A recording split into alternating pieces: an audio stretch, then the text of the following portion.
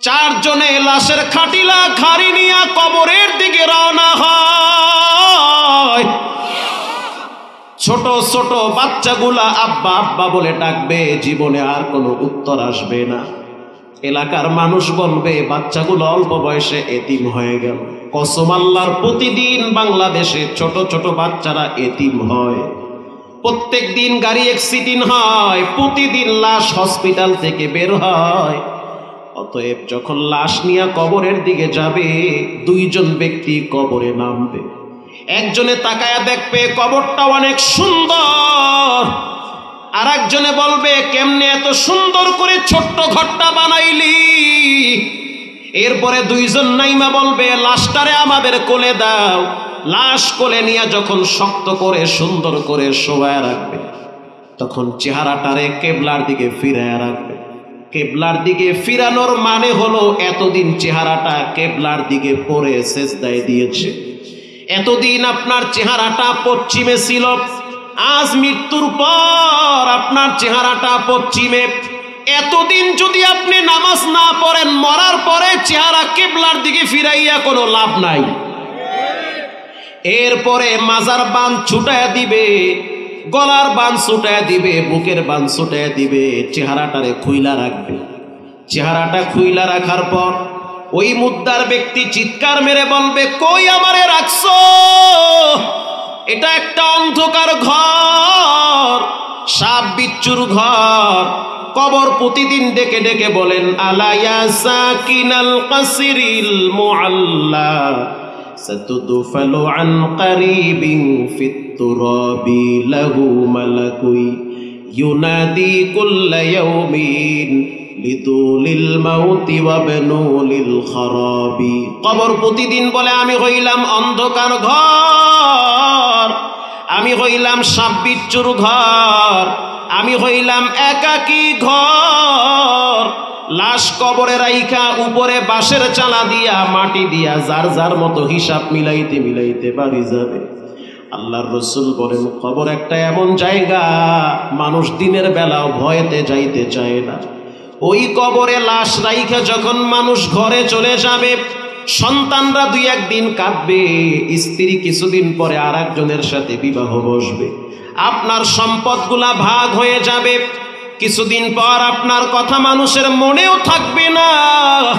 আল্লাহর নবী বলেন, কেউ যদি নেক আমল নিয়ে কবরে যায় তো তার কবরটা জান্নাতের বাগান হয়ে যাবে। আর যদি কেউ গুনার ময়লা নিয়ে কবরে যায়, বুখারীর হাদিস, নবীজি দুইটা হাত উঁচা করে একটা আরেকটার ভিতরে ফাঁক কইরা ঢুকায়া দিস। আল্লাহু আকবার। দুইটা হাত একটা আরেকটার ভিতরে ঢুকায়া দিয়া বলল, সাহাবীরা শুনে নাও, কবরের আযাব কঠিন। কবরের দুই পাশের মাটি এমন জোরে চাপ মারবি, ডান পাজরের হাড্ডি বাম পাজরে ভেঙ্গে ঢুকে যাবে। মুদ্দারের চিৎকারের আওয়াজ পশু পাখি শুনবে, মানুষ শুনবে না। এজন্য তৈরি হয়ে যান, প্রস্তুতি গ্রহণ করেন। মৃত্যুবরণ করার আগে ঈমান আর আমলকে তৈরি করা লাগবে। আজ থেকে নিয়ত করে নেন, জীবনে নামাজ ছাড়বো না, হারাম খাবো না, আব্বা আম্মার সাথে বেয়াদবি করবো না। দিলটা যদি ভালো হয়, তওবার নিয়াইতে দুইটা হাত আল্লাহকে দেখায়া দাও। মা কানাল্লাহু লিয়ুআযযিবাহুম ওয়া আনতা ফীহিম ওয়া মা কানাল্লাহু মুআযযিবাহুম ওয়া হুম ইস্তাগফিরুন। মক্কার বেঈমানেরা রাসূলকে গালি দেয়, আল্লাহরেও গালি দেয়। চাচায় উঠে গা, ও আচ্ছা, আপনারা ঘুমাইতেছেন নাকি? কে কে ঘুমাইতেছেন দুই হাত তুলে আল্লাহরে দেখা। ঘুমাই গেছে গায়েরা দিন, সজাগ আছেন না? তাই কেন? একটা মানুষ দূর থেকে আসছে, চিল্লা চিল্লি যাই করুক, একটু ধৈর্য ধরে হলেন, দুই চারটা কথা হেদায়েতের উসিলে আল্লাহ মাফ করে দিতে পারে। থাকেন, ভালো লাগবে। মক্কার বেঈমানেরা আল্লাহরে গালি দেয়, নবীরেও গালি দেয়। আল্লাহ বলেন, হে নবী, আমি ওদেরকে ধরতে চাই, শাস্তি দিতে চাই, শুধু আপনার কারণে ওদেরকে ধরি না। মানে আপনি সম্মানী, এজন্য আপনার কারণে ওগো ছাইরা দিছি আমি। ওয়ামা আরসালনাকা ইল্লা রাহমাতাল লিল আলামিন।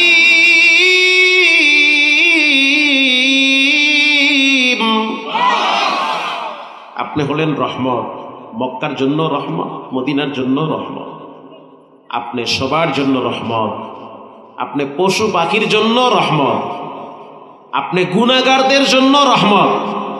আপনি যার জন্য দোয়া করেন সেই দোয়াটা আমি কবুল করি। তা আপনি যেই জমিনে বেঁচে আছেন ওই জমিনওয়ালাদেরকে আমি শাস্তি দেই না আপনার সম্মানার্থে।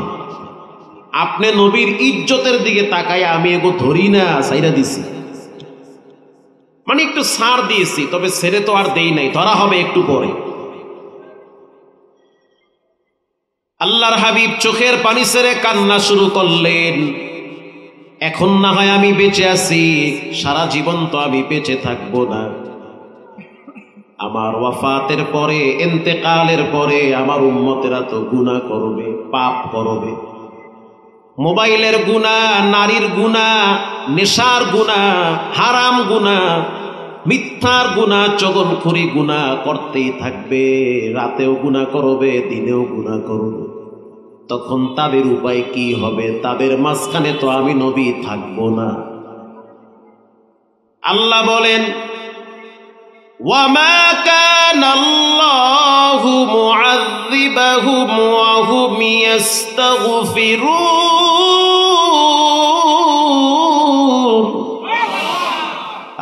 কি মজার কথা। হর গরিদে দেনে তু তৈয়ার হ্যায়, जो न मांगे उससे तू बेजारो है, आती नफी दारे दुनिया न हसन, आती नफी दारे उक़बा न हसन।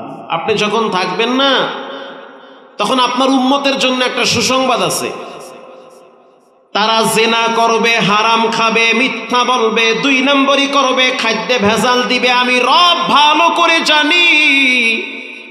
তাদেরকে আপনি জানায় দেন, তারা যদি গোপনে তওবা করে, ইস্তিগফার করে, ওয়ামা কানাল্লাহু মুআযযিবাহুম ওয়া হুম ইস্তাগফিরুন, তওবা করলে, ইস্তিগফার করলে আমি রব তাদেরকে আরো কিছুদিন আযাব মুক্ত রাখবো। সুবহানাল্লাহর ভলিউম বাড়ায় দেন।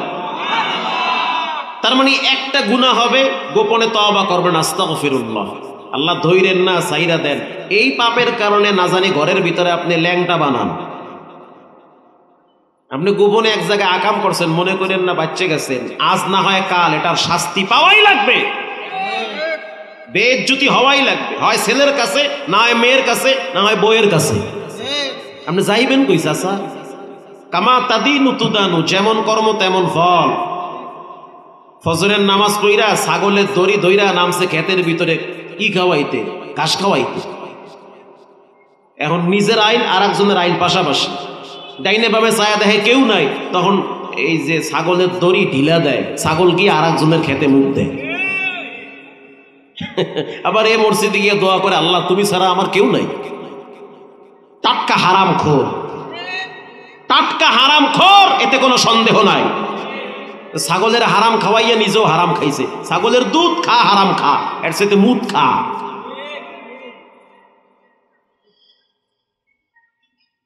প্রিয় ভাইয়েরা আমার, কোরআনুল কারীমের ভিতরে 114 সূরা আছে। কোন কথা কোথায় আইলাম? ওরে সুবহানাল্লাহ, আমি তো ভুলে গেছি যে কই শুরু করছি, কই গেছে। যে ইব্রাহিম নবী তিনি আমাদের জাতির পিতা। যেটা বুঝাইতে চাইলাম যে ইব্রাহিম নবীরে আল্লাহ পাঠাইছে ইমানদারের ঘরে না বেঈমানের ঘরে? এই তো বুঝছে। ইব্রাহিম আলাইহিস সালাতু ওয়াস সালাম তার বাবাকে দেখলো মূর্তির সামনে দাঁড়ায়া মাথা নত করে, আর মাঝে মাঝে মূর্তির সামনে কলা ধরে বলে, তুমি এটা খাও। খায়? ও খায় না। তাই ইব্রাহিম নবী পিছনে দাঁড়ায় বলে, আব্বা জান,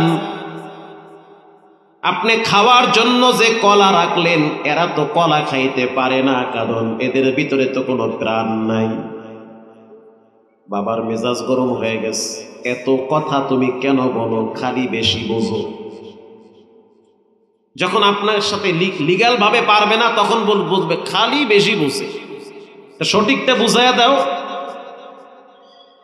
এবার ইব্রাহিম আলাইহিস সালাতু ওয়াস সালাম তার বাবারে বয়ান করতেছে, আব্বা আমি বহুত গবেষণা করে দেখছি, বুঝে দেখছি আপনি সঠিক পথে নাই। ইয়া আবাতি লিমা তা'বুদু মা লা ইয়াসমা' ওয়া লা ইউবসির ওয়া লা ইউগনি আনকা মিনাল্লাহি শাইআ। আব্বা আপনি যেই দেবদেবীর গোলামি করেন, আরাধনা করেন, এরা তো কানে শোনে না। লা ইয়াসমা, বলেন মূর্তি কানে শোনে? শোনে না। আমি কিন্তু সম্মান নিয়েই বলতেছি। বাপ ছেলে বাবারে নসিহত করে, বয়ান করে। ওয়ালা ইউবসির, বাবা চোখে দেখে না, কানে শোনে না। ওয়ালা ইউগনি আনকা মিনাল্লাহি শাইআ,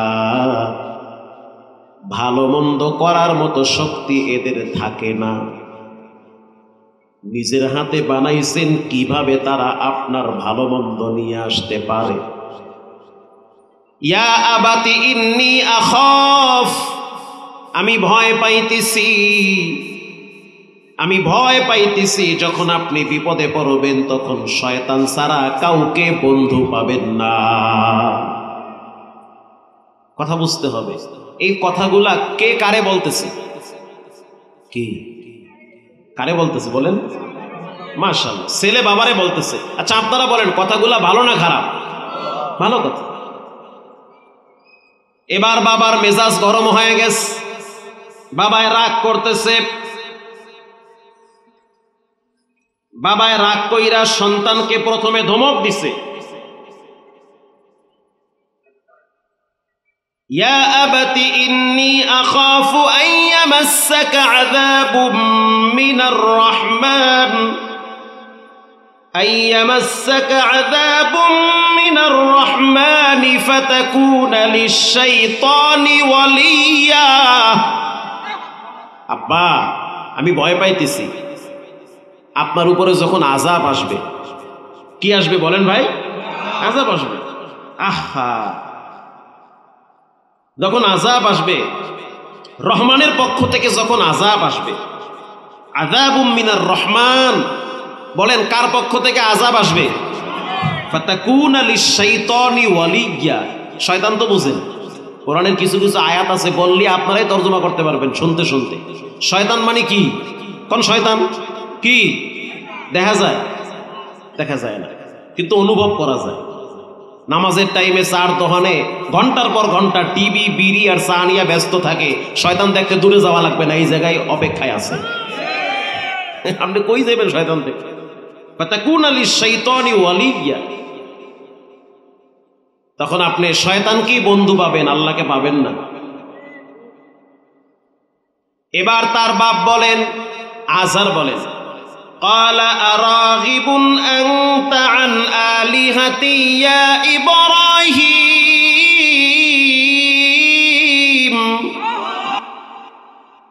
ইব্রাহিম লা ইল্লাম তানতাহি লা আরজুমান্নাকা ওয়াহজুরনি মালিয়্যা, তুমি কি আমার দেবদেবীর উপরে বিষোদ্গার করো? আমার দেবদেবীর ব্যাপারে তুমি উল্টাপাল্টা বলো? তাহলে মনে রাখো আমি তোমাকে কিন্তু পাথর দিয়ে আঘাত করব। ওয়াহজুরনি মালিয়্যা, অথবা তেজ ছাড়া করব। আল্লাহু আকবার বলেন। যারা সন্তান এই কথাগুলো তারা একটু দিলের কান লাগায় শুনবে। বাপ বেলাইনে, ছেলে লাইনে। বলেন বাপ লাইনে না বেলাইনে? ছেলে, ছেলে তো আল্লাহর পয়গম্বর। তো যখনই হুমকি দিল, এটা হুমকি না পাথর মারুন অথবা দেশান্তর করে দিব, এটা হুমকি। এই হুমকি খাওয়ার পরে ছেলে বলে কি? আমাদেরকে শিক্ষা দেয় যে বাবার সাথে কেমন ব্যবহার করা লাগে। বাপ কখনো কখনো অযৌক্তিক কথা বলবে, বাপ কখনো কখনো আপনার সাথে উল্টাপাল্টা অনেক ব্যবহার করবে, কিন্তু আপনাকে এই অধিকার দেওয়া হয় নাই যে বাবার সামনে চোখ রাঙ্গায়া মাথায় ঝাঁকি দিয়া কথা বলবেন। ও ১.৫ জমিন নিয়ে বাবারে দেহি কুড়াল নিয়ে দৌড়বারে, ১.৫ না খাইলে হইবি কি? ছাইরা দেন আল্লাহর জন্য। আর এক জায়গা থেকে আল্লাহ সম্পদের পাহাড় পায়ের নিচে ঢেলে দিবে। খবরদার, সম্পদ কেন্দ্রিক কোনো বিষয় নিয়ে আব্বা আম্মার সাথে খারাপ ব্যবহার করা যাবে, কোনো বিষয় নিয়ে না। এবার বুখারী শরীফের একটা হাদিস শুনেন। আল্লাহর হাবিব বলেন, লা তুশরিক বিল্লাহ ওয়া ইন কুতিলতা ওয়া হুররিকতা। ও মুআজ ইবনে জাবাল, কখনোই রবের সাথে শিরিক করবা না। যদি তোমাকে আগুনেও পুরানো হয়, ফাঁসিতেও ঝুলানো হয়, তারপরও তুমি বলবে তোমার রব একজন, তিনি হলেন কে? মুআজ ইবনে জাবালকে নসিহত করেন নবীজি, ওয়ালা তাউক্কান্না ওয়ালিদাইক, খবরদার আব্বা আম্মার সাথে বেয়াদবি করবা না। ওয়া ইন আমারুকা আন তাখরুজা মিন আহলিকা ওয়া মালিক। আই হাই, কয় কি? আব্বা আম্মার জন্য যদি সম্পদ ছেড়ে দিতে হয় তো ছাইরা দাও, পরিবার যদি ছাড়তে হয় তাও ছেড়ে দাও, তারপরও মা বাবার সাথে দুর্ব্যবহার করা যাবে না। আহলিক ওয়া মালিক, নবীজি বলেছেন, স্পষ্ট কথা। পরিবার চলে গেলে পরিবার পাওয়া যাবে। এক পরিবার রাগ করবে, আর এক পরিবার খুশি হবে, সেই সুযোগ আছে। কথা কর না, বাচ্চা হয় না, কি হয়েছে, আর এক জায়গায় 6টা হইবে। কিন্তু যেই মহিলাটার পেটে তুমি ছিলা, ওই মহিলা যদি তোমার কারণে কষ্ট পায়, জীবনে কোনোদিন এটার মাসুল হবে না। কোনো রাস্তাই নাই, কবর থেকে উঠায়া মাপ চাবা, ওই সুযোগ নাই। এজন্য রাসূল বলেছেন, মা বাবার সাথে সৎ ব্যবহার করো। স্ত্রীর কথা শুই না মা বাবার উপরে চড়াও হইও না, মাথায় চাকি দিও না, গরম মেজাজ ব্যবহার কইরো না। কারণ এমন একটা সময় ছিল যখন তুমি ওয়া শব্দ করলে তোমার মা ছাড়া কেউ শুনতো না। 10টা টাকার প্রয়োজন হইলে তোমার আব্বার টাকা ছাড়া কারো টাকা তোমার প্রয়োজন হয় নাই। বাবার পকেটের দিকে তাকায় থাকতা, বাবায় দিলে নিতা, না দিলে নিতে পারত না। রাসূল বলেন, খবরদার, ওয়ালা তাউক্কান্না ওয়ালিদাইক, আব্বা আম্মার সাথে নাফরমানি করা যাবে না। করা যাবে, কইরেন না, ভালো ব্যবহার করেন। সম্পদ যতটুকু আল্লাহর জন্য ছেড়ে দিয়েছেন, এর চেয়ে দ্বিগুণ সম্পদ আল্লাহ আপনাকে দিবে। ভাই, একটা কমন বিষয় মনে রাখবেন, জীবনে কোনোদিন শুনি নাই কোন সন্তান আব্বা আম্মার খেদমত করে ঠইগা গেছে, কোনোদিন শুনি নাই। অনেকে আছে না যে বাচ্চা যায়, যেমন আমার ঘরে আমার আব্বা অসুস্থ, মাও অসুস্থ, দুইজনই আমার ঘরে। আমি তো খুব আনন্দে আছি, আলহামদুলিল্লাহ, আল্লাহ আমাকে কিছু খরচ করার সুযোগ করে দিছে। এবং ঘরে যায়, আব্বা কেমন আছেন, কান্দা দেয়, আলহামদুলিল্লাহ, সুবহানাল্লাহ, জান্নাত তো আমার ঘরে। এই দুই টাওয়ারের সাথে সম্পর্ক যতদিন থাকবে, পৃথিবী আমার পায়ে থাকবে। জি, এজন্য আব্বা আম্মার সাথে কখনোই দুর্ব্যবহার করা যাবে না। বয়স হয়ে গেলে তাদের কমন সেন্স থাকে না, বয়স হয়ে গেলে তাদের হিদায়াত জ্ঞান থাকে না। এক কথা 10 বার বলবে, তারপরেও ধমক দেওয়া যাবে না।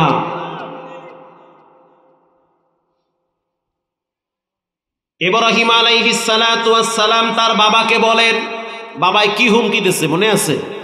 কি কি মারবে? ও মাশাআল্লাহ, তো ওয়াজ ভালোই দিয়ে মুখে রাখতে আছেন। পাথর মারতে না পারলে কি করবে? মাশাআল্লাহ। এই হুমকিটা কে কারে দিছে? বাপ ছেলেরে দিছে। এবার ছেলে কি বলে শুনেন, ক্বালা সালামুন আলাইক,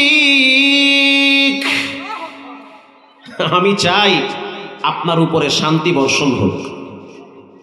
ধমক খাওয়ার পরে, হুমকি খাওয়ার পরে কি কয়? শান্তি বর্ষণ। আপনি হলে কি করতেন? গুড়াল দেখছো, গোলামের তোরেও খাইছি, তোর গোষ্ঠী উঠতে খাইছি। ক্বালা সালামুন আলাইক সাআস্তাগফিরু লাকা রাব্বি ইন্নাহু কানা বি হাফিয়া। ও আব্বাজান, আপনার সাথে আমি ঝগড়া করব না, রাগ করব না, রব নিষেধ করছে। আপনি আমার আব্বা, জন্ম দিয়েছেন, ছোট থেকে বড় বানাইছেন। যদিও নমরুদের চামচামি করেন, তারপরেও তো আপনার ব্লাড আমার ব্লাড একই ব্লাড, একই রক্ত। সাআস্তাগফিরু লাকা রাব্বি ইন্নাহু কানা বি হাফিয়া, আমি আল্লাহর কাছে আপনার জন্য ক্ষমা চাইতেই থাকবো। বুঝেন নাই? আব্বা আপনি যে বেলাইনে আছেন, আমি কিন্তু আপনার জন্য আল্লাহর কাছে ক্ষমা চাবো। বাবা একটু নরম হয়ে গেছে, আয় হায় আমি কই কি আর পোলাই কই কি, কথায় কথা আসে, রাগ করবেন না তো। বাংলাদেশের ভিতরে একজন নাম করা আলেম, প্রসিদ্ধ মুহাদ্দিস, শাইখুল হাদিস, কয়েকটা মাদ্রাসায় বুখারী পড়ায়, যার জুতার ধুলা আমি পাইলে মাথায় লাগাই। এত বড় আলেম, আমলি আলেম। তো হেমায়েতপুর, আলমনগর মাওলানা খালেদ সাইফুল্লাহ আইয়ুবী সাহেবের একটা খুসুসি মজমার ভিতরে সেই আলেম উপস্থিত ছিল। তার মাদ্রাসায় তিনি ইফতায় ঘন্টা করায়, ফতুয়া লেখে, অনেক বড় আলেম। মজমার ভিতরে বলেন, ওই আলেম বলতেছে, আইয়ুবী সাহেব উপস্থিত, যে আমার মাজার ভিতরে ব্যথা করতেছে। কথা বুঝতেছেন? মাজায় ব্যথা করে। এক জায়গায় বন্ধু বান্ধব বসলে সুখ দুঃখের কথা কয় না, তো সে বলতেছে আমার মাজায় খুব ব্যথা। আইয়ুবী সাহেব বলল, কেন আপনার মাজায় ব্যথা? বলে, আমার আব্বা আমার মাজায় একটা লাথি মারছে। আমার আব্বা 22 বছর পর্যন্ত বিছানায় পড়ে আছে, প্যারালাইজ রোগী। 4 বছর আগে আমার মা দুনিয়া থেকে বিদায়। এখন বাবারে আমার নিজের হাতে খাওয়ানো লাগে, গোসল করানো লাগে। প্রতিদিন ফজরের নামাজের আগে আমাকে উঠতে হয়। আজানের আগে উঠে প্রথমে বাবার প্যাম্পাস গুলা পাল্টায়া দেই। এটা কি সাধারণ পরীক্ষা? কঠিন পরীক্ষা। পুরা বিছানায় প্রস্রাব পায়খানা করে নষ্ট করে ফেলে, নিজের হাতে পায়খানা প্রস্রাবের খেতা পরিষ্কার করি। শুধু তাই না,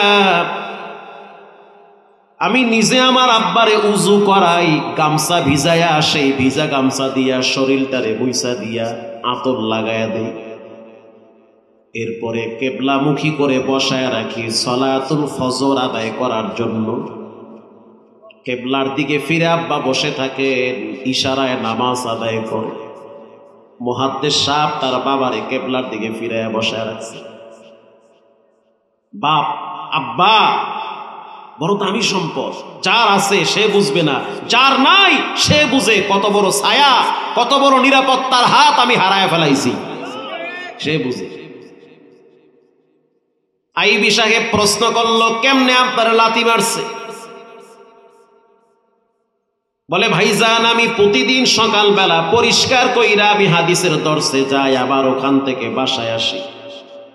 বাসায় আইসা গোসল করায়া, আবার তারে নতুন কাপড় পরায়া, সুন্দর করে আতর লাগায়া, জোহরের নামাজের জন্য কেবলার দিকে ফিরায়া বসায়া রাখি বালিশ দিয়া।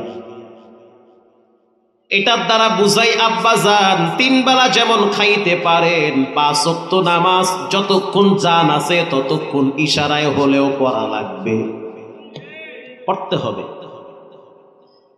ঘটনাক্রমে একদিন আমি আমার আব্বারে ধরতে গিয়া, পরিষ্কার করতে গিয়া বাবায় ব্যথা পেয়েছে। স্ট্রোক করার পর আমার আব্বার ব্রেন ঠিক নাই, কখনো হাসে কখনো কাঁদে, মানসিকভাবে ভেঙে পড়েছে। যখন বাবারে ধরতে গেলাম কাপড় ঠিক করতে গিয়া, বাবায় তখন ব্যথা পাইছে। তখন ডান পাটা সচল ছিল, এটা লড়াইতে পারে। ওই ডান পা দিয়ে আমার মাজায় জোরে একটা লাথি মারছে। কেন আমারে ব্যথা দিবে? কারণ বাপ তো বাচ্চার মতো হয়ে গেছে। বাচ্চাদের কাম কি? একটা দেবেন আর একটা দিবে, কথা কন না কেন? তো মুরব্বী তো বাচ্চার চেয়েও দুর্বল। আইয়ুবী সাহেব বলল, ভাইজান লাথিটা খাওয়ার পরে কেমন লাগছে? কয়, খুব ভালো লাগছে। আব্বাই লাথি মারছে, মুহাদ্দিস সাহেব পোলারে। লাথিটা খাওয়ার পর কি করলেন? বলে, লাথিটা খাওয়ার পর আমি আব্বার পাটা ধইরা চুমা দিছি পায়ের পাতায়। পায়ের পাতায় চুমা যখন দিলাম আর বললাম, বাবা আমার পা যখন নরম ছিল তখন তুমি আমারে অনেকবার লাথি মারছ, আমি তোমারে অনেকবার লাথি মারছি। আর এখন তুমি আমার চেয়েও দুর্বল, তোমার ওই পা দিয়া যখন আমারে লাত্তি মারছো আমি তো মনে করছি জান্নাতি পা দিয়ে আঘাত করেছো। আমি আমার আব্বার পাটা ধইরা যখন চুমা দিলাম তখন বাবার বদোদয় হয়েছে, জ্ঞান ফিরে আসছে। তখন ওই সবল হাতটা ধইরা আমার আঞ্জায়া ধইরা কপালে ঠোঁট দিয়া খালি চুমা খায় আর বলে, ও সন্তান, বুঝতে পারছি এলেবের মর্যাদায় মানুষকে কোথায় পৌঁছায়া দেয়। অন্য জেনারেল সন্তান হইলে এরকম পায়ে চুমা দিত না, ধমক দিত, তোমারে ধরতে গেছি তুমি আরো আমারে লাথি মারছো। তো বাপ মা এক অমূল্য সম্পদ, কখনোই তাদের সাথে খারাপ ব্যবহার করা যাবে না। বয়স হয়ে গেছে, দুর্বল হয়ে গেছে, রহমতের ডানা বিছায়া দেন, রব আপনার ঘরে বরকতের ডানা বিছায়া দিবে। ইব্রাহিম আলাইহিস সালাতু ওয়াস সালাম তার বাবাকে বলল, আব্বা আমি আপনার জন্য রবের কাছে দোয়া করব, তওবা করব, ইস্তেগফার করব। আল্লাহ রাব্বুল আলামিন তার এই দোয়াটা কবুল করে নাই। ইব্রাহিম নবী বাবার জন্য দোয়া করেছে কিন্তু দোয়া কবুল হয় না, কারণ হেদায়েতের মালিক কে? আল্লাহ জানায় দেয় ইব্রাহিম এই দোয়া কবুল হবে না। কেন? হেদায়েতের মালিক তো ইব্রাহিম তুমি না, হেদায়েতের মালিক আল্লাহ। তোমার আব্বা নাফরমানি করেছে, বেঈমান হয়ে কবরে যাবে, হাসরের ময়দানে তোমার আব্বার বাহ্যিক আকৃতি থাকবে না, একটা ব্যাঙের মতো প্রাণী বানায়া সামনে রাখবো, তুমি বুঝবাই না যে এটা তোমার আব্বা। তোমার সামনে জাহান্নামে নিক্ষেপ করা হবে। বাবার আকৃতি থাকলে তোমার কষ্ট লাগবে, বাবার প্রতি ভালোবাসা বেড়ে যাবে। এজন্য আমি রব আকৃতি রাখবো না, প্রাণী বানায়া ফেরেশতাদের দ্বারা জাহান্নামে ফালায়া রাখবো। আল্লাহু আকবার। ইব্রাহিম নবীকে যখন আগুনে ফালানো হয়, আগুনে যখন ফালাবে, ইন দি মিন টাইমে হযরত জিবরাইল আয়েশা দাঁড়ায় বলে, ওগো আল্লাহর পয়গম্বর, আমি আপনার সহযোগিতায় আসতে চাই। ইব্রাহিম নবী বলল, যাও, তোমার কোনো সহযোগিতার প্রয়োজন নাই, তুমি চলে যাও। ইব্রাহিম নবীকে হযরত জিবরাইল বলল, কার সহযোগিতার প্রয়োজন, তার কাছে আপনি চান? ইব্রাহিম নবী উত্তর দিল, কেন আমি চাবো? তিনি কি আমারে দেখে না? ওরে সুবহানাল্লাহ, কয় কি? ইব্রাহিম তাফসীরে রুহুল মানিতে আসছে, ইব্রাহিম নবীর কাছে, আরে নবীদের কাছে কারা যায়? ফেরেশতারা যায়। হযরত জিবরাইল গিয়া বলল, বিশাল অগ্নিকুণ্ড সাজাইছে, আপনারে আগুনে পুরাবে।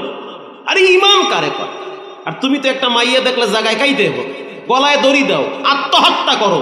কোন ছেলে মেয়ে যেন প্রেম প্রীতি কেন্দ্রিক আত্মহত্যা না করে, যে মরবে তারটা নিয়ে সে মরবে, আর একজনে মরতে পারবে না, যার হিসাব সে দিবে। তোমার লাগে আমি মরে যাবো, মইরা ভূত হয়ে লটকায় থাক, মর, আরো আগে মর, একটা মরলে একটা গ্রাম দিয়ে কমবে, কথা কন না খা। বাচ্চা থেকে লাভ নাই তো, মরে জায়গা, আরো আগে মর। আরে একদিন বাচ্চা রয়েছে, দরকার নাই তোমার। মরতে যদি হয় আল্লাহর দ্বীনের জন্য মরতে হবে। পৃথিবীর মানুষ মনে রাখবে, নামাজের পরে দোয়া করবে। হযরত জিবরাইলকে বলল, যাও, তোমার কোনো সহযোগিতার প্রয়োজন নাই। কার কাছে প্রয়োজন চাও? হযরত ইব্রাহিম বলল, আমি কেন যাব? সে কি আমারে দেখে না? ব্যাখ্যা হলো, আমি তো আমার জন্য বিপদে পড়ি নাই। আহা, বুঝেন নাই? আমার হাতে যে হ্যান্ডকাপ, আমারে যে উলঙ্গ করবে, নমরুদের আগুনে ফালাবে, এটা কি আমার জন্য? কার জন্য? তা আমি কেন চাবো? সে দেখে না? সে তো দেখে। কি চাচা, দেখে না? একে বলি ঈমান। অনেক আলেমদের কথা শুনছি, জেলখানায় টাকার বস্তা অফার করছে, টাকার বস্তায় লাথি মেরে বলেছে যে টাকার বস্তার প্রয়োজন নাই, হাসি মুখে রশি, ফাঁসির রশি গলায় নিব, তারপরও নাস্তিকদের সামনে মাথা নত হবে না। তা আমরা তো তাদেরই সন্তান, সেই রক্ত আমাদের ধমনীতে আছে না নাই? ইব্রাহিম নবী বলল, যাও, তোমার সহযোগিতার দরকার নাই। আল্লাহ রাব্বুল আলামিন ডাইরেক্ট আগুন রে অর্ডার করছে। এটা করার আগে হযরত ইব্রাহিম আলাইহিস সালাতু ওয়াস সালামের শরীরে কোনো পোশাক ছিল না, শুধু একটা পায়জামা ছিল। পৃথিবীর ইতিহাসে একজন পয়গম্বরকে দ্বীনের জন্য, তাওহীদের জন্য, আল্লাহর জন্য উলঙ্গ করা হয়েছে। ওই পয়গম্বর হলো ইব্রাহিম আলাইহিস সালাম। লম্বা ফিতা ছিল, ইব্রাহিম নবী তো উঁচা লম্বা ছিল, অনেক স্বাস্থ্যবান ছিল। তো নমরুদ বলতেছে, এই আজার, তোমার বেটা উলঙ্গ কইরা ফালাইতে হবে অগ্নিকুণ্ডে, অতএব পায়জামার ফিতা ধইরা তুমি টান দিবা। এটা কি সাধারণ কষ্ট বলেন ভাই? বাবারে যদি বলে ছেলেকে উলঙ্গ করো, এটা কি সাধারণ পরীক্ষা? সাধারণ পরীক্ষা। ইব্রাহিম নবীর সামনে যখন বাবায় দাঁড়ায় গেল, ইব্রাহিম নবী প্রথমে মনে করেছে বিপদের সময় তো অন্তত পক্ষে মা বাবা সন্তানের পক্ষে থাকে, হয়তো আমার আব্বা এই বিপদে আমার পক্ষে ছায়া দেওয়ার জন্য আসছে। যখনই ইব্রাহিম নবীর পায়জামার ফিতা ধরে টান মারছে, ইব্রাহিম নবী চোখের পানি ছেড়ে দিয়া বলে, মালিক তুমি ছাড়া আমার কেউ নাই। আল্লাহ ডাইরেক্ট আগুন রে অর্ডার করছে, কুলনা ইয়া নারু কুনি বারদান ওয়া সালামান আলা ইব্রাহিম আকে লুৎফে খেশেরা ইবাহারে গোল বাখলি নাসনারে রাগুন জারে কো। ইব্রাহিম নবীরে যখন আগুনে ফেলাইছে, একটা ব্যাঙ আইসা খালি মুদবার লাগছে। ব্যাঙের প্রস্রাব তো কমপক্ষে 2 কেজি হইবে। ও আল্লাহ, তা কয় কেজি? আধা কেজি না আরো কম? 1 পোয়া? আরো কম? যাক, 50 গ্রাম, এর কম। তাফসীরের আলোচনা, এই ব্যাঙ আইসা খালি প্রস্রাব কইরা আগুন নিবাইতে চায়। একজনে ভেটকি মাইরা কয়, একটু ব্যাঙ আবাসটা মুতা দিয়া হে আইসে ইব্রাহিম নবীর আগুন নিবাইতে। ব্যাঙ জবাব দেয়, আমার প্রস্রাব দ্বারা আগুন নিববে না জানি, কিন্তু আমার রব দেখুক আমি ইব্রাহিমের পক্ষে আছি। সুবহানাল্লাহ। এই কথার দ্বারা বুঝে নেন, মৃত্যু পর্যন্ত কোরআনের পক্ষে থাকা লাগবে। আপনি না মুসলমান, কবরে যাওয়া লাগবে কোরআনের পক্ষে, নীতি নৈতিকতার পক্ষে, নবীর আদর্শের পক্ষে থাকা লাগবে। মৃত্যুর সময় যেন কোরআনের আয়াত পড়তে পড়তে আপনার মরণ হয়, এই মানসিকতা লাগবে। এইটাই বুঝাইলাম এতক্ষণ ধরে, আলোচ্য বিষয়ের ভিতরে ঢুকিই নাই। আমি তেলাওয়াত করছি সূরা মাউন। আমি আর আধা ঘন্টা কথা বললে আপনারা থাকবেন? কষ্ট হবে না তো? সূরা মাউন তুচ্ছ বিষয়। এই সূরাটা যখন নাজিল হয়, প্রেক্ষাপট, শানে নজুল, অন্তত পক্ষে একটা সূরার তরজমা শুনেন। এই সূরাটা যখন নাজিল হয়, নাজিল হওয়ার আগ মুহূর্তে নবী করিম সাল্লাল্লাহু আলাইহি ওয়াসাল্লাম তিনি বাইতুল্লাহর সামনে বসে আছে, আল্লাহর ঘর কাবার সামনে বসে আছে। এক যুবক নবীর সামনে দিয়া চোখ মুছতে মুছতে যায়, আর ফোফায়া ফোফায়া কাঁদে, আফসোস করে, আক্ষেপ করে। নবী তো হইল সমস্ত এতিমদের সরদার, উম্মতের দরদি, রহমাতুল লিল আলামিন। প্রশ্ন করলো, কেন কাঁদো, কি হয়েছে? যুবক বলতে আছে, মুহাম্মদ সাল্লাল্লাহু আলাইহি ওয়াসাল্লাম, আপনার চাচা আবু জেহেল আমাদের সম্পদগুলা গ্রাস করেছে। আমাদের দেশেও তো অনেক হাজি গাজি, অনেক বড় বড় মুত্তাকি বান্দারা আর একজনের জমি জাল দলিল করে খায়, খাইতে আছে, খাইতে থাকুক, আগুন খায়। আপনার চাচা আমার সম্পদ দখল করে খাইতে আছে। এটা বলার সাথে সাথে আল্লাহর হাবিবের বড় কষ্ট লাগছে। আবু জেহেলের চরিত্র হলো, যখন কোনো মানুষ মুমূর্ষ অবস্থায় বিছানায় পড়ে যায়, তখন আবু জেহেল গিয়া ওই ব্যক্তির মাথায় হাত বুলায় দিয়া পাম্পট্টি মারে। তোমার 2-3টা ছেলে আছে, এদের দায়িত্ব আমি নিব, তোমার পুরা ফ্যামিলির দায়িত্ব আমার মাথায় নিলাম, তুমি টেনশন করবা না। তা আবু জেহেলের মতো এত বড় নেতা যদি দায়িত্ব নেয়, তখন ওই ব্যক্তি মনে করে আমার ফ্যামিলিটা আমার মৃত্যুর উপরে আরামে থাকবে। যখন ওই ব্যক্তি মারা গেল, মারা যাওয়ার পর কয়েকদিন সন্তানদের সাথে আবু জেহেল ভালো ব্যবহার করেছে। এরপরে ঘাড় ধাক্কা দিয়া ঘর থেকে এতিমদেরকে নামায়া দিছে। আর এতিমদের উট, এতিমদের ঘোড়া, এতিমদের বকরি এতিমদের দুম্বা এগুলো দখল করেছে, খেজুরের বাগানগুলা দখল করেছে। আল্লাহর হাবিব শোনার পরে চলে গেল আবু জেহেলের বাড়িতে। আবু জেহেলের বাড়িতে যাওয়ার পর সামনে দাঁড়াইয়া নবীজি প্রথম তাকে নসিহত করল, ও চাচা, সম্পদ নিয়ে কেউ কবরে যায় না, যার সম্পদ তাকে ফিরায়া দেন। এতিমদের চোখের পানি বিষের মতো কাজ করবে, হজম করতে পারবেন না। আসতে বলবেন না, জোরে বলেন, ঠিক না বেঠিক? এতিমের মাল খাইয়া হজম করতে পারবেন না, আগুন খাইবেন, আঙ্গার হইয়া পিছনের রাস্তা দিয়ে বের হবে। খাইয়েন না, যাইরা দেন। আবু জেহেল মাথায় ঝাঁকি দিয়া ধমক মারছে, দূর, এই সমস্ত পেশাল বাদ দাও, যে মরছে মরছে, আর মাইয়া বলা কই গেছে না গেছে ইয়ে কোন টাইম আছে, এটি আমার সম্পদ। এবার নবী করিম সাল্লাল্লাহু আলাইহি ওয়াসাল্লাম তাকে মার্জিত ভাষায় ঠান্ডা মাথায় পরকালের ভয় দেখাইল।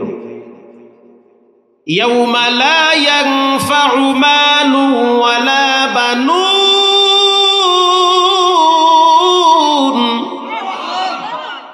কিয়ামতের দিন মাল কাজে আসবে না। এই মাল খায়া লাভ কি? সন্তান কাজে আসবে না। এই সম্পদ অবহিত পন্থায় কামাই করে সন্তানের জন্য রেখে গিয়ে কোনো লাভ নাই।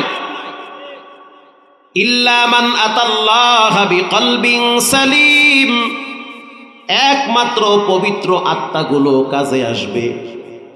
এই বয়ান করার সাথে সাথে আবু জেহেল ধমক দিয়া বলল, কিয়ামতের ময়দানও বিশ্বাস করি না। আরো জোরে বলেন। সাথে সাথে কোরআনের আয়াত আল্লাহ নাজিল করলেন, আরাআইতাল্লাযী ইউকাযযিবু বিদ্দীন ফাযালিকাল্লাযী ইয়াদুউল ইয়াতীম ওয়া লা ইয়াহুদ্দু আলা তাআমিল মিসকিন ফাওয়াইলুল লিল মুসাল্লিন। এক টানে 5টা আয়াত নাজিল হয়েছে। ওগো আল্লাহর হাবিব, ওগো আমার বন্ধু, আপনাকে ওই ব্যক্তিকে দেখেছেন। ওই ব্যক্তি মানে আবু জেহেল। বলেন, ওই ব্যক্তিকে? আরাআইতাল্লাযী ইউকাযযিবু বিদ্দীন, যেই ব্যক্তি কিয়ামতের ময়দানকে বিশ্বাস করে না। ফাযালিকাল্লাযী ইয়াদুউল ইয়াতীম, এতিমের ঘাড় ধাক্কা দিয়া তাড়ায়া দেয়। বলেন, ওই এতিমরে তাড়ায়া দিছে কি দেয় নাই? তাড়ায়া দেয়। ওয়ালা ইয়াহুদ্দু আলা তাআমিল মিসকিন, মিসকিনদেরকে খাবার দেয় না, বরং যারা দেয় তাদেরকে নিষেধ করে। কিছু মানুষ আছে মাদ্রাসায় দান করে, ভালোবাসাও দেখায়, কলিজার টান থাকে। আবার কিছু মানুষ আছে 2 টাকাও দান করে না, 30 টাকার হিসাব চায়, খালি হিসাব চায়। 4 দোকানে খালি হিসাব, এত টাকা যায় কই, দে আর একটা পাঞ্জাবেরই ল। ওয়ালা ইয়াহুদ্দু আলা তাআমিল মিসকিন ফাওয়াইলুল লিল মুসাল্লিন, অধিকাংশ নামাজিরা জাহান্নামে যাবে যারা নামাজের ব্যাপারে অলসতামি করত। দুনিয়ার সব 16 আনা বুঝে, নামাজ 8 আনাও বুঝতে চায় না। চায়ের দোকান খুলে বসে বসে চা বিক্রি করে, চিন্তাও করে না যে আজান হয়ে গেছে, আমার রব আমারে ডাকতেছে। অটোওয়ালা অটো চালায়, ফজরের টাইমে শীতের ভিতরে অটো নিয়ে বের হয়, অথচ ইচ্ছা করলে 5টা মিনিট মসজিদে গিয়া সেজদা দিতে পারে। হোটেলওয়ালা বসে বসে পরাটা বেলে, খামি বানায়। ও মুসলমানের বাচ্চা, লজ্জা হওয়া দরকার। শীতের ভিতরে ঘুম থেকে উঠলা, কষ্ট কইরা খামি বানাইলা, পরাটা বেললা, পরাটা ভাজলা, অথচ নামাজের গুরুত্বপূর্ণ সময় যায়, 5টা মিনিট 4 রাকাত নামাজ পড়তে সময় লাগে, সেটাও পড়ে না। তুমি এই টাকা পয়সা কামাই করে খাওয়াবা কারে? মাইয়া পোনারে, আরে আল্লাহ, এদি বড় হইলে উল্টা পাল্টা হইবে, এদি কথা শুনবে না। ফাওয়াইলুল লিল মুসাল্লিন, অলস নামাজীদের ব্যাপারে আল্লাহ হুঙ্কার দিয়ে বলেন, সাবধান, এরা কিন্তু জাহান্নামে যাবে। আল্লাযীনা হুম আন সালাতিহিম সাহুন, আল্লাযীনা হুম ইউরাউনা ওয়া ইয়ামনাউনাল মাউন। এবার আসেন এতিমদের ব্যাপারে আমি ছোট্ট একটা ঘটনা বলি, হাদিসের ঘটনা। কষ্ট হবে?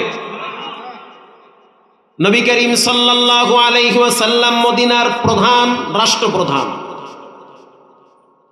একজন যুবক নবীর সামনে দাঁড়ায় বলে, ইয়া নবী আল্লাহ, আমি একজন যুবক মানুষ, আপনার সাথে যুদ্ধের ময়দানে গিয়া আমার আব্বা শহীদ হয়েছে। আল্লাহু আকবার।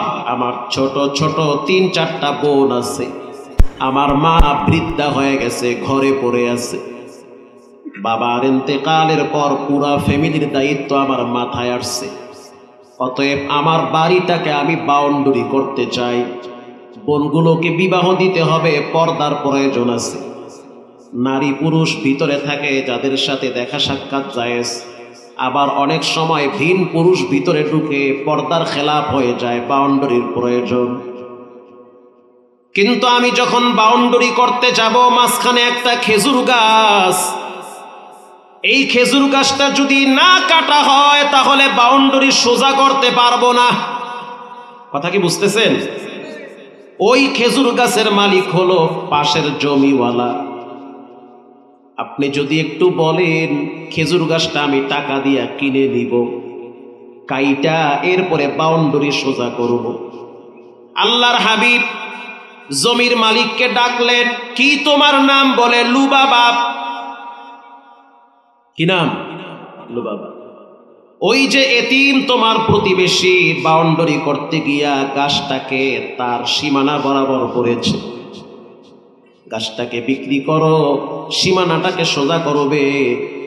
কিন্তু সে বলল আমি গাছ বিক্রি করব না, কাইটাও নিব না। আল্লাহর হাবিব প্রস্তাব দিল, তাহলে দান করে দাও, আল্লাহ তোমার জন্য জান্নাতে একটা বিশাল খেজুরের বাগান তৈরি করে দিবে। কিন্তু গায়ে লাগে না। হুজুর আপনি যদি বাই ফোর্স চাপ দেন তাও দিতে বাধ্য, আর যদি বলেন তোমার ইচ্ছা তাহলে আমি দিব না, আমার দেওয়া আমার মাল, আমি দিব না, আপনি কি করবেন? আল্লাহর হাবিব একটু মন খারাপ করলেন। এতিম মানুষ চাইছে বাউন্ডারি সোজা করবে, কিন্তু মালিক গাছ বিক্রি করবে না। ওই সাহাবী চলে গেল। ওই মজমার ভিতরে হযরত বেলাল রাদিয়াল্লাহু তাআলা আনহু ছিল। ওই মজমার ভিতরে আম্মার ইবনে ইয়াসির রাদিয়াল্লাহু তাআলা আনহু ছিল। ওই মজমার ভিতরে হযরত তালহা রাদিয়াল্লাহু তাআলা আনহু ছিল। হযরত বেলাল বলতে আছে, যদি আমারে সম্পদ দিত আমার আল্লাহ, তাহলে খেজুর গাছ আমি কিনে এতিমরে দান করে দিতাম।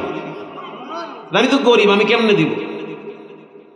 আল্লাহর হাবিব বলতে আছে, ও সাহাবীরা, কেউ যদি এতিমের মুখে হাসি ফুটাইতে পারো, আমি ওয়াদা করলাম জান্নাতে তার জন্য একটা বিশাল বড় খেজুরের বাগান হবে।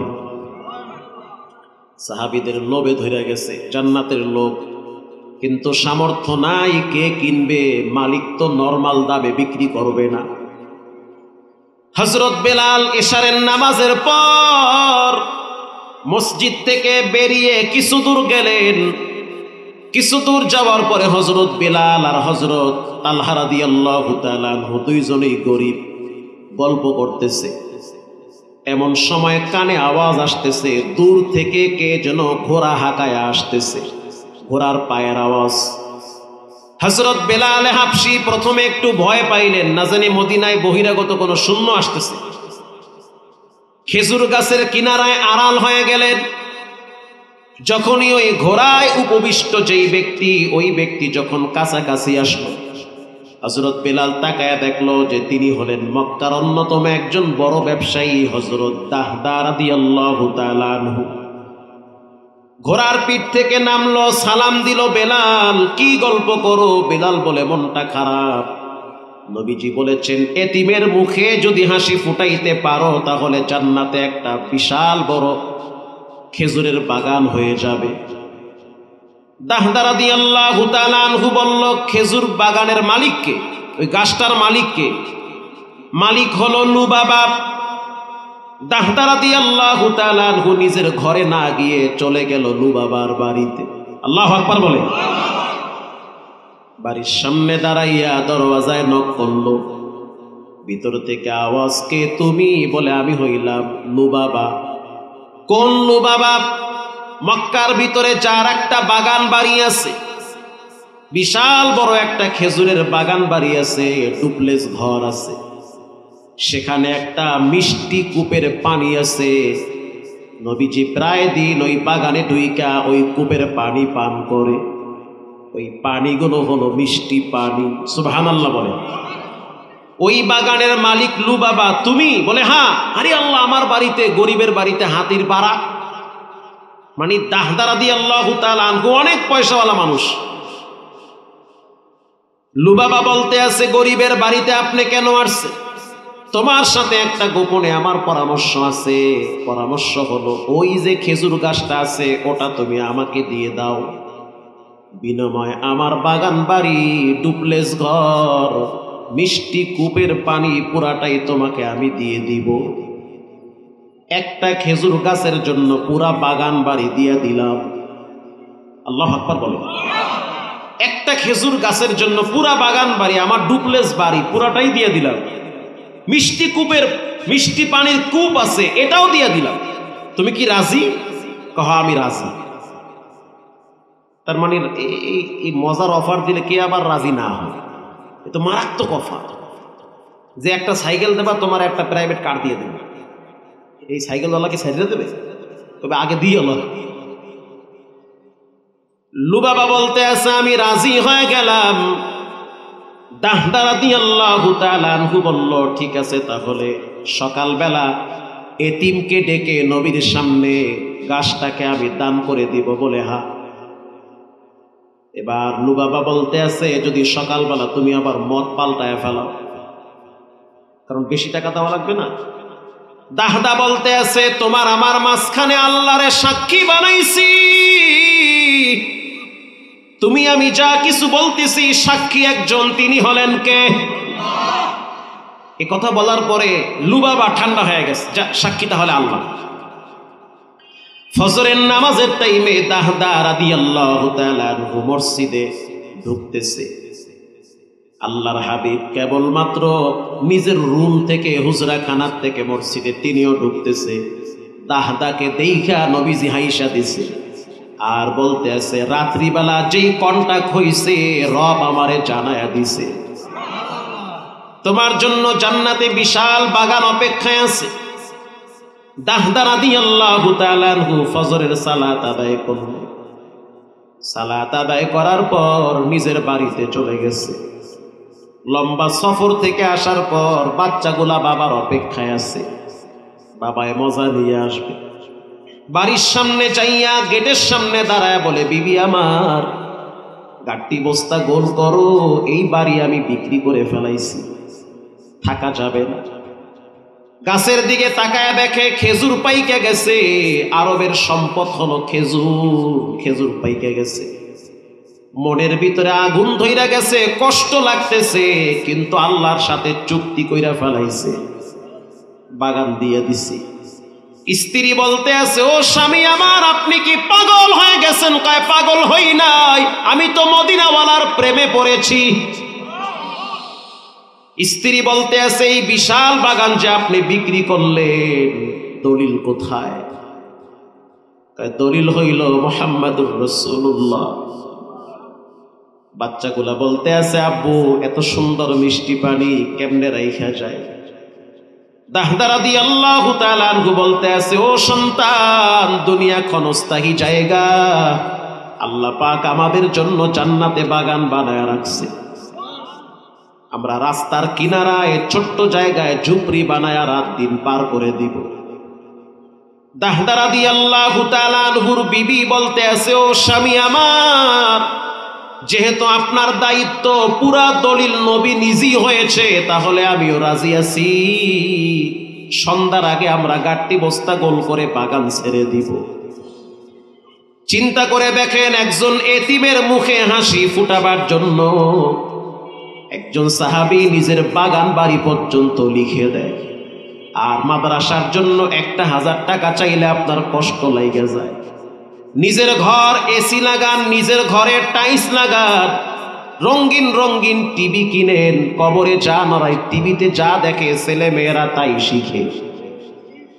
দাহদা রাদিয়াল্লাহু তাআলা আনহু নবীর সামনে দাঁড়ায় বলল, গো আল্লাহর হাবিব, জান্নাতের সুসংবাদ যেহেতু আপনি দিছেন, আমি এতিমকে জানায় দিলাম, যা ওই বাগানের যেই গাছটা আছে গাছ আমি তোমারে দিয়ে দিলাম।